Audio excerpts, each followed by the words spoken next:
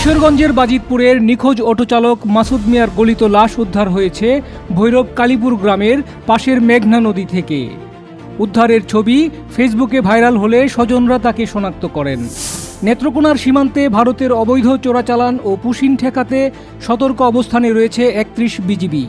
সীমান্তের চন্দ্রডিঙা এলাকায় তাদের সশস্ত্র অবস্থানে দেখা গেছে। স্থানীয়দের সহযোগিতায় তারা সদা জাগ্রত।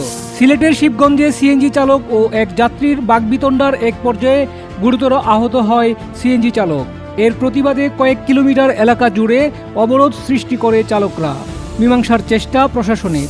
সিলেট উসমানী মেডিকেল কলেজ হাসপাতালে নার্সদের ইভটিজিংয়ের জেরে সংঘর্ষের সৃষ্টি হয়। এতে মেডিকেল শিক্ষার্থী সহ আহত কয়েকজন। জানা যায়, ওয়ার্ড বয়রা নার্সদের বিরক্ত করত। ব্রাহ্মণবাড়িয়ার কসবায় ভুয়া প্রবেশপত্র ব্যবহার করায় চলমান এইচএসসি ও সমমান পরীক্ষায় দুজনকে অর্থদণ্ড দিয়েছে ভ্রাম্যমাণ আদালত। উপজেলার তোফাজ্জল আলী ডিগ্রি কলেজ পরীক্ষা কেন্দ্রে এ ঘটনা ঘটে। সুপ্রিয় দর্শক, এখনকার মতো এই ছিল হাওরের সর্বশেষ খবর।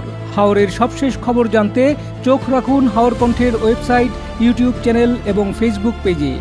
আপনার এলাকার যে কোনো খবর জানাতে ইমেইল করুন এই ঠিকানায় haorkontho@gmail.com।